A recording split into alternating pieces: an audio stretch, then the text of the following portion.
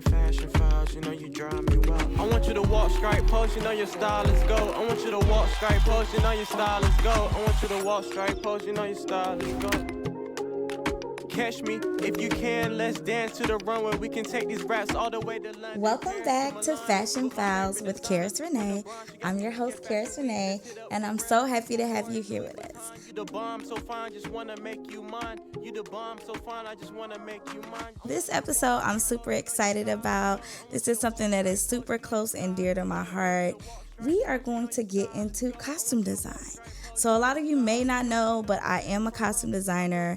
It actually was a very long time dream of mine. It was something that I saw in my future. I don't know what future, but like somewhere down the line, and it came a lot sooner than I expected it to come. But it was something that was always a big dream of mine. I wanted to see my name going across the big screen and just saying costume designer Karis Reneé, or Karis Battle, as some of y'all know. And so it was something that I always saw for myself. It just was a long time goal because I thought it would take me a long time to get there. But thanks to God, I've made it there before now. So I want to talk a little bit about costume design, kind of the ins and out, just the role that it plays in film and TV. And, just give y'all some insight and have some chat about costume design. As you all know, I am a stylist. I've been doing styling for a very long time. And if you watch my previous episode about the episode that was little about me and getting to know me, the host, you'll find out a lot about my background and all the things that I do. So I'm not going to repeat those. You need to go watch it if you haven't watched it. That's your fault. So play catch up. All right. So I'm a stylist. And so that kind of led me into getting into costume design. I've done a lot of work with like organizations and doing lifestyle shoots and commercials and ad and campaigns. And so a little bit before COVID, actually, I got the opportunity to start doing some costume design for TV sets and doing filming. And I'm used to being on set, of course. Like as a stylist, you do different things where you're on set. And so I was able to get some opportunities in both New York and Atlanta to do costume design. I was shocked, honestly, because I was thrown into it as something that I hadn't done before.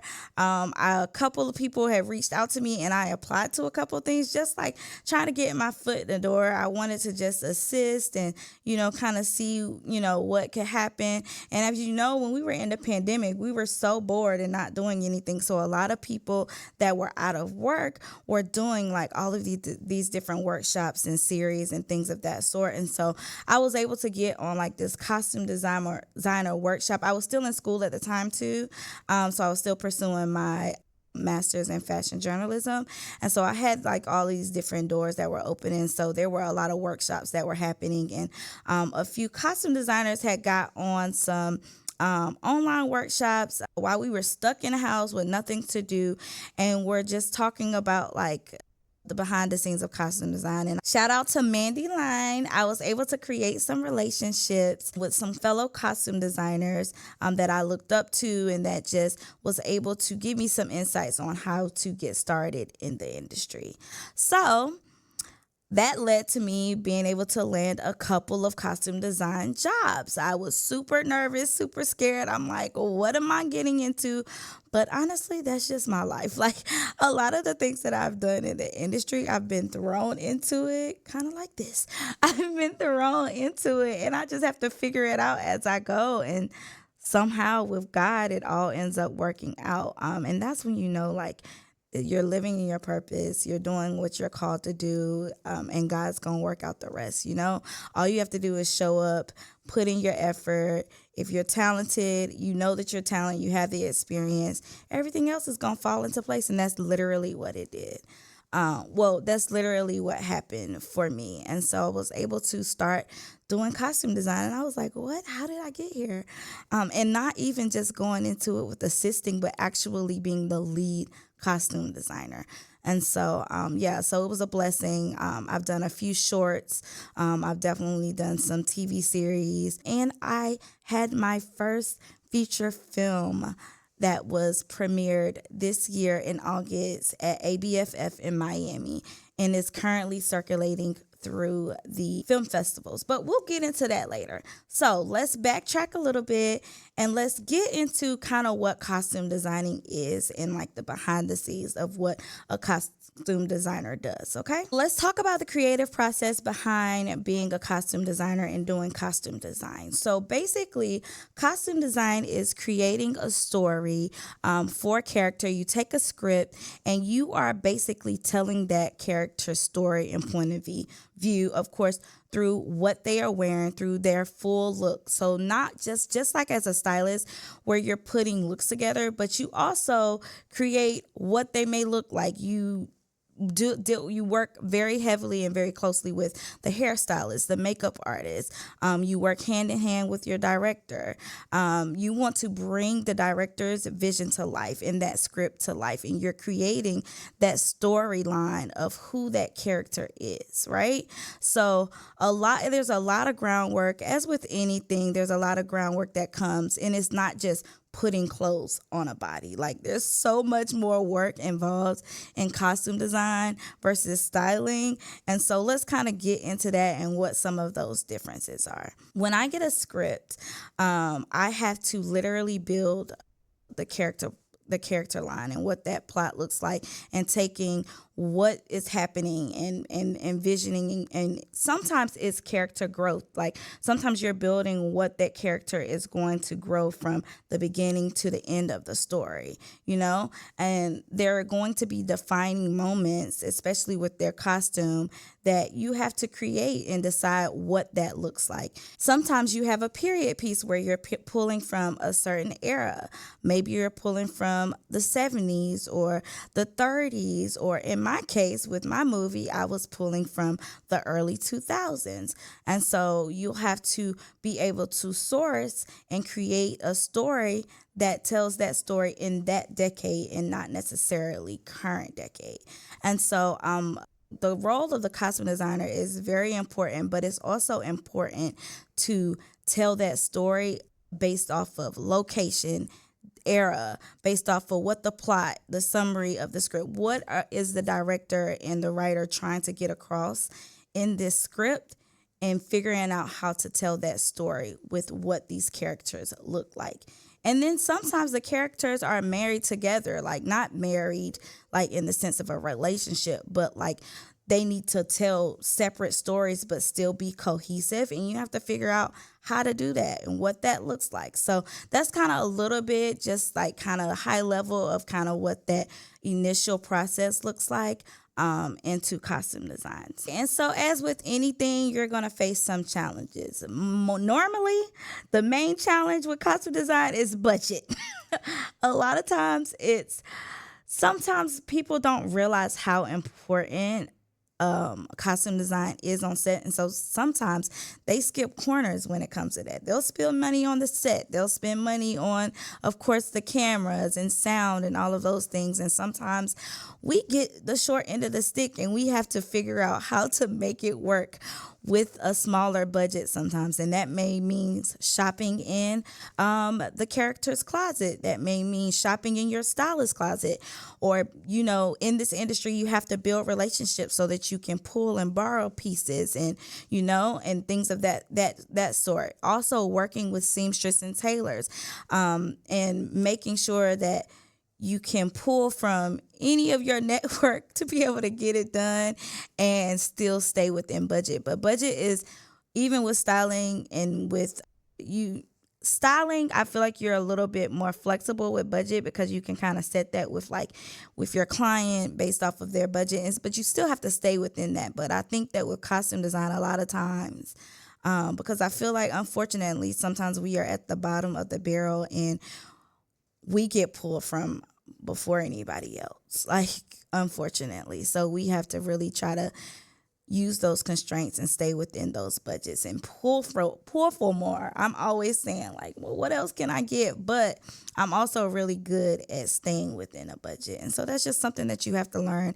and it just comes with the territory. Okay, so we mentioned my film that came up, so let's go ahead and talk about it. The film that I had premiered this year is called Young King. You can see the poster here, and I'm so proud of it. I actually shot it during COVID, go figure. It was shot actually in Charlotte. The writer and director, Bryant T. Griffin and Selena, they both, who was the producer, brought me on to be the costume designer for the film. I'm super grateful for them. Honestly, the team was one of the best teams I have ever worked on in my career. Everybody was so close. We worked so well together, the team and the cast. The cast was amazing. Shout out to the star of the show, Vince Washington. I love him so much. We have a great relationship still to this day. I have a great relationship with all of the team, honestly, and it was just such a blessing. Like the cast, we shot for about a month. Shooting a movie in a month, crazy, right?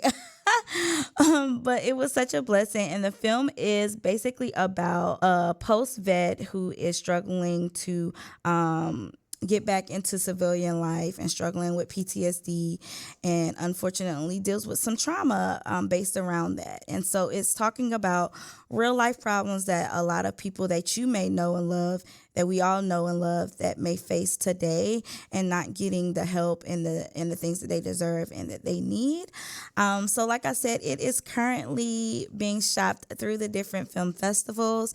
It started at ABFF in Miami, and it then went to Martha's Vineyard, and it just left Austin, Texas Film Festival. And I don't know what's next, but I'm super excited, and hopefully it will be on in a theater or a streaming service near you sometime soon. So be sure to look out for it. It is, like I said, it's not my first film that I did, but it's the first one that has come out. And so that's another thing, one of the challenges. You do a lot of things that may never see the light of day, but you also know it's just going to help you strengthen who you are, strengthen your skill. And so I am super proud about this one. So that is my film, Young King. So we talked about some of the challenges, but let's talk about some of the rewards.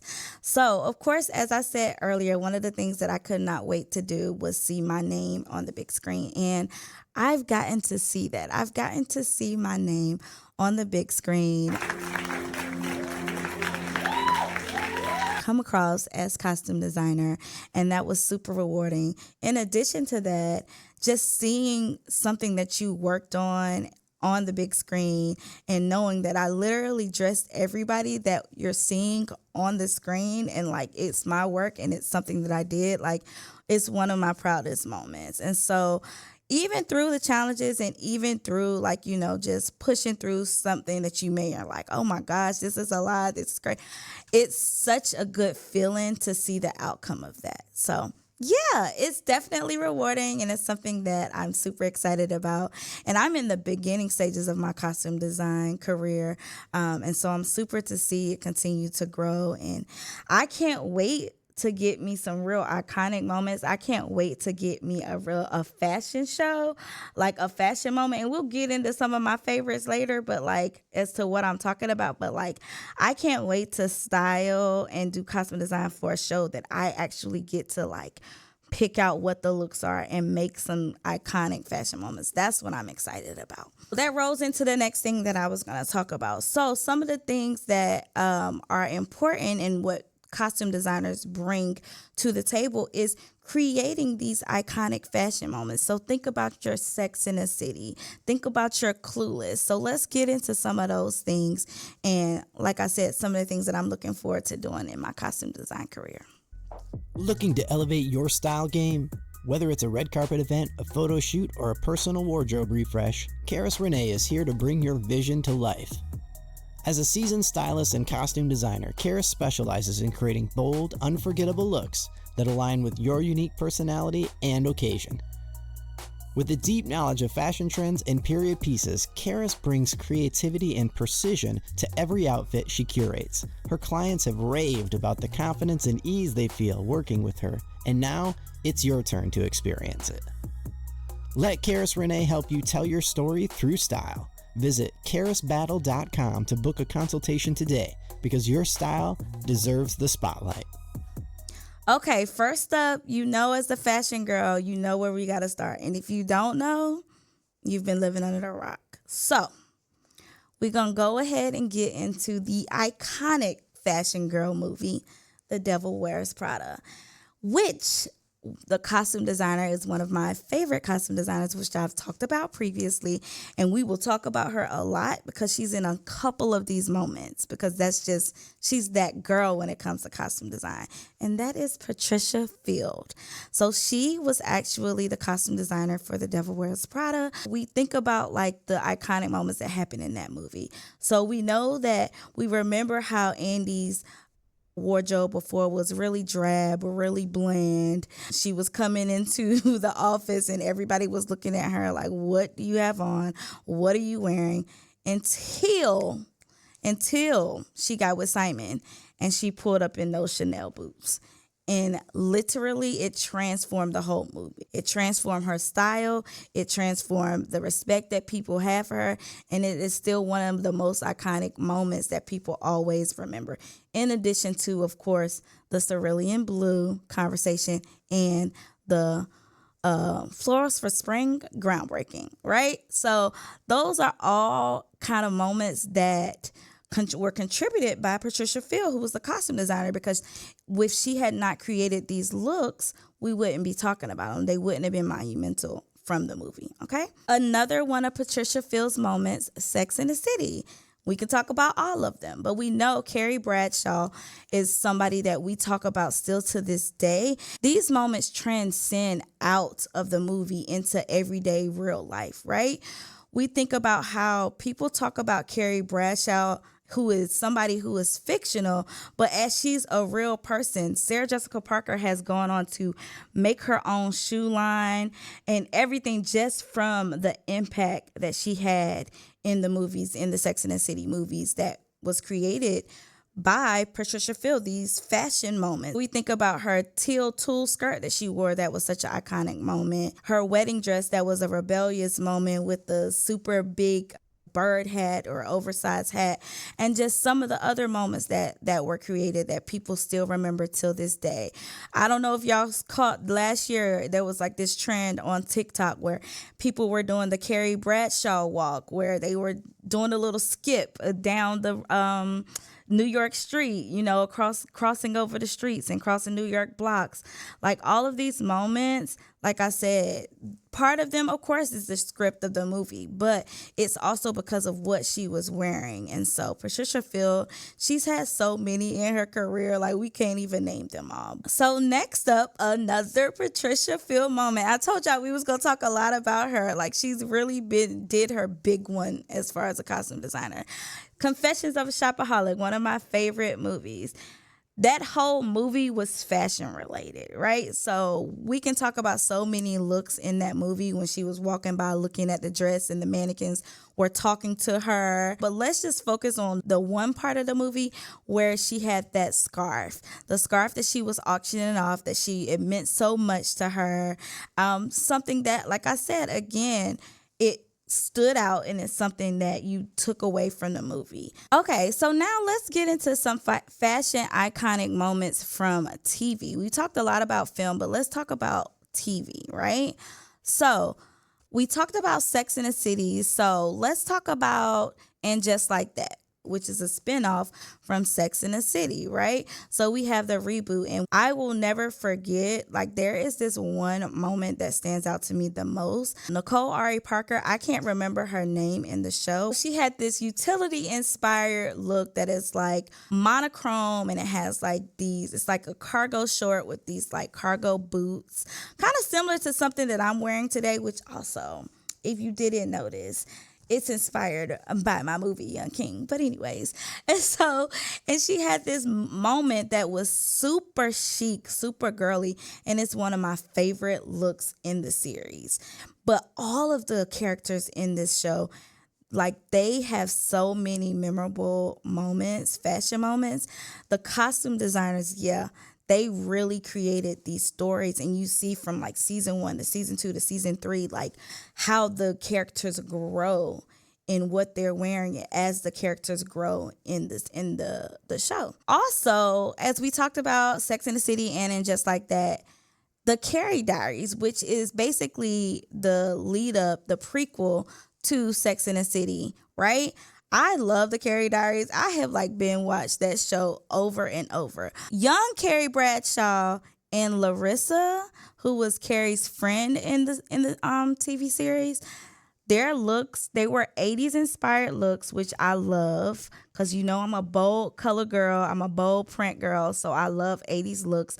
But the looks in this series are some of the most standout. It's like also another good show. It reminds me of like looks from Fran, from The Nanny, from Fran Drescher, like those types of shows that pull from certain eras. Those looks are so iconic and I love them. Moving right along, we can bring it to something that is modern and out today. I don't know if you guys watched Bel-Air, which is of course the new and modern version reboot of the Fresh Prince of Bel-Air, and I literally just watched the season finale of the new season. So spoiler alert, if you haven't seen it yet, I'm telling you now, so you can just skip past this part. But Hillary's dress, I have never seen a wedding dress that looks like that. I love when people do something different with their wedding looks, but her story, and to be able to pull from, here's the thing, when you have a reboot of a show that was already a classic and to be able to remake it, Bel-Air is one of the only shows that we've seen it done right, to be able to remake it. So you have to use the old show that you are inspired by and create looks and create a story that still gives you that feel but make it modern. They have done that so well. The costume designers for Bel-Air have done that so well. And so her dress, her wedding dress, if you haven't seen it, please check it out. Of course, if you're watching this, you'll be able to see it. But if you're listening, please go check it out. It was so beautiful. It was such a standout moment. But literally everybody on the show, the looks eat down. Okay, next up is another fashion show. This actually is like kind of similar to like a series version of The Devil's Wears Prada, but not really, but it kind of puts you in the mind of that, and that's the bold type. But the looks, like, it literally is about a fashion magazine. So of course they have no choice but to have iconic fashion moments. There's so many standout moments. I loved watching the show and watching to see what they were going to wear for each episode. And when I say I want to do a fashion show, this is what I mean. I mean something like the bold type, something like the Carrie Diaries.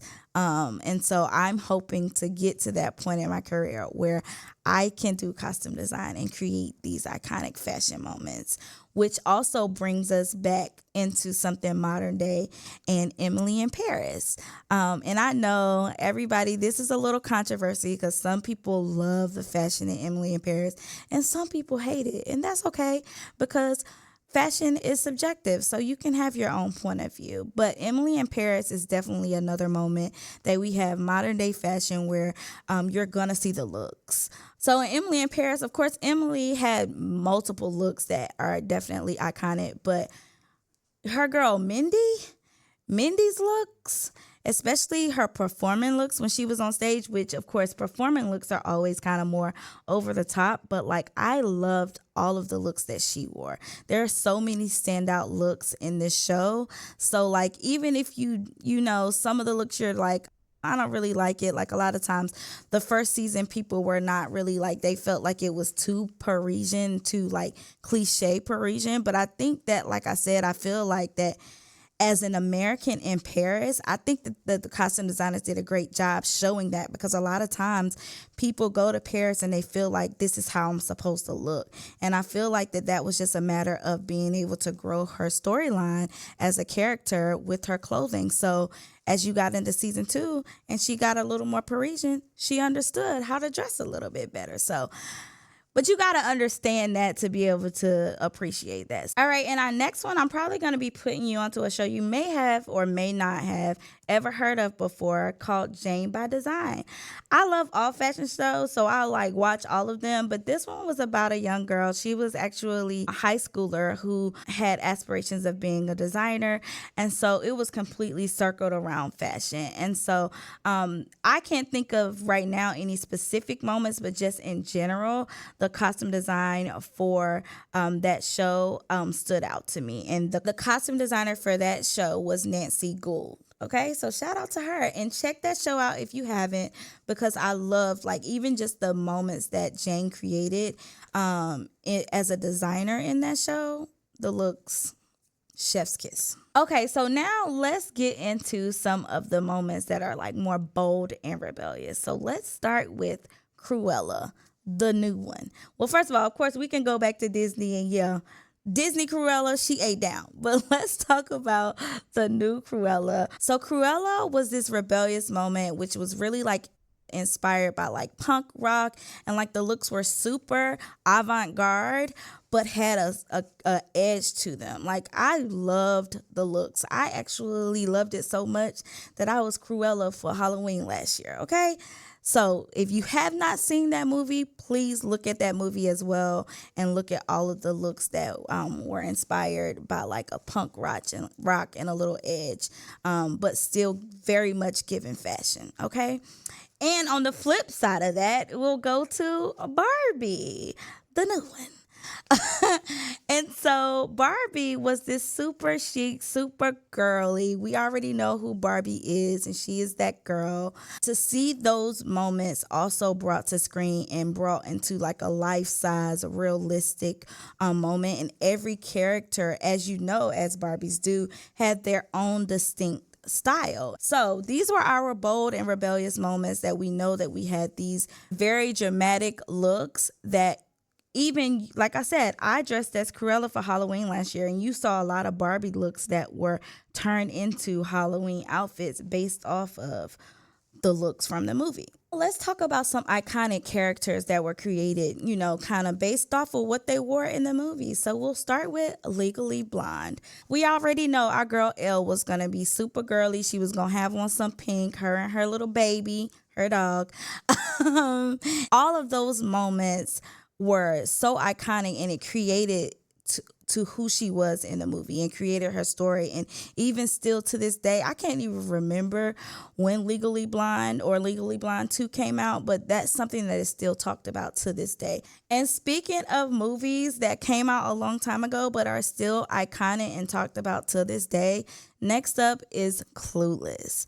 I love this movie so much, I did an editorial shoot inspired by the movie, okay? Cher and Dion's looks were iconic. Again, they are still looks that are replicated to this day. When you see plaid and yellow mixed together, you instantly think about Cher. When you see somebody wearing red and black and this big old top hat, you instantly think about Dion. There are so many iconic looks that came out of Clueless that are still, like I said, being replicated today in today's fashion, for costumes, inspiring other movies. Last but certainly not least, we're going to get into some fashion that is rooted in heritage and culture. So we're going to go ahead and start with Coming to America, because we all know that movie. We know and love that movie, and we know that it tied back to African roots and bringing that to the screen and showing the beauty of African royalty. And so the looks that came out of that were so great and huge. And shout out to Ruthie Carter. If you look behind me, I have her book back there featured because I love her so much as a costume designer. I'm super inspired by her. And if you got, like I said, watch the Getting to Know Me, you'll know a little bit more about that. And we're going to talk about some more things in a little bit, but let's just talk about some of the influence that she has had in costume design and with her roles as a costume designer in these movies. So moving right along, we get into Black Panther. Of course, Black Panther and Wakanda Forever. Ruthie Carter created these looks. She actually had an exhibit that was a traveling exhibit that you got to see these pieces up close and personal. And it came to my area and I was able to actually go see the looks from Black Panther and Wakanda Forever. And I was taking aback. I was overwhelmed by just the detail and the specificity of how great these pieces were. And I was able to learn like some of the people that she worked with. A lot of times when they are culture inspired, they work with people who are actually in these cultures, in these areas. And so she was able to work with a lot of African designers and things of that sort to be able to bring these visions to life. Just to see them up close in detail, it showed me how much longer I have to go to get as good as her, because the looks were just so good. And there's so many iconic moments that you'll pull from those movies that people still talk about to this day. And so as a bonus, we have The Woman King. I wanted to include this one because I just felt like, just like Coming to America and Black Panther and Wakanda Forever, I felt like that The Woman King had such iconic moments that just stood out to me that made women look powerful but still feel feminine. So I love that, and I feel like that there are iconic moments that we will still talk about and pull from for other looks and for other like even sequels or other movies that are inspired by The Woman King. So, like I said, shout out to our girl Ruthie Carter. She's been doing her thing and she's been doing it for a couple of decades now. And so she also was able to land a costume designer award. That's how great she is at what she does. And so in 2018, she landed an Academy Award for Black Panther. And in 2022, she landed an Academy Award for Wakanda Forever. She became the first Black person to win the Academy Award for costume design, not just to win it, but to win it for the first film and the sequel. So shout out to her. I love that. She also has a Hollywood star, as she should. And so I'm so inspired by her. She, like I said, she's one of my favorite costume designers. And I have so much growth to get to where she is, but she's been in the game for a long time, so rightfully so.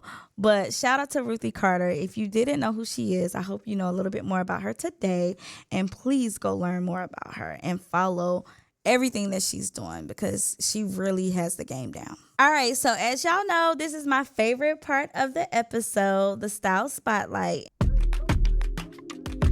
Flame fashion files, you know you drive me wild. And this time, of course, I had to highlight a costume designer, a fellow costume designer.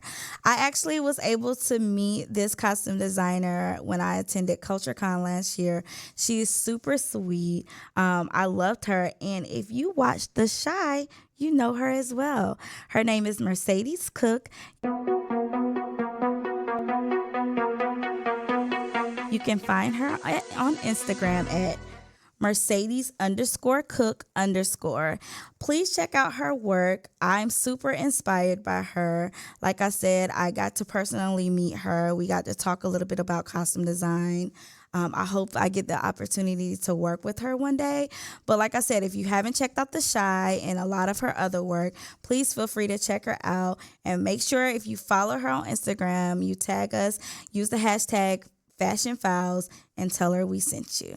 All right. And if you know somebody that you are inspired by and you think we would be inspired by them too, be sure to use the hashtag Flame Style Spotlight so that we can possibly feature them on one of our episodes. All right, so this wraps up this costume design for film and TV episode. I hope that you thoroughly enjoyed it. I hope that you got something out of it. If you are an aspiring costume designer, please, my biggest thing I tell you with everything in this industry is to try to network as much as you can. Find somebody who is doing what you want to do. Reach out to them. Reach out to multiple people, reach out to them again. Like, I'm so serious, and do whatever you can. Try to get on set, even if it's just getting on set as a PA. A lot of people start in their careers as a PA just to get you on set so that you can have the conversations with the people that you need to meet so that you can move into the career path that you want. So do whatever you can. They're always looking for PAs. Also, another idea and how to get on set is to sign up or apply or audition to be an extra. Extras don't really have to do a lot most of the time. Most of the time, just standing there, they're walking or whatever. Anything you can to get your foot in the door to get on set, because a lot of times that is your way into, that's your way in, that's your door opener. I was blessed to be able to get in another way.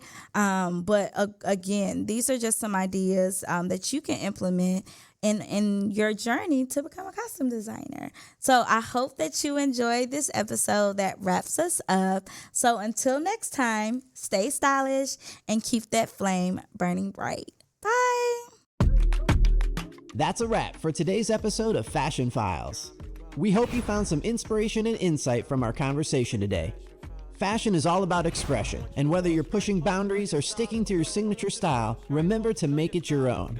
Be bold, be fearless, and most of all, be you. We would appreciate it if you would rate, comment, and review the podcast. For more content, updates, behind the scenes, and style tips, follow us on our socials at I Love Flame, host Karis Reneé at Everything24Karis, and visit FlameFashionFiles.com. This show is hosted by Karis Reneé, produced by Erica Clark, and engineered by Podcast Carrie. Don't forget to subscribe and share with your fashion-forward friends. Until next time, stay stylish and keep that flame burning bright.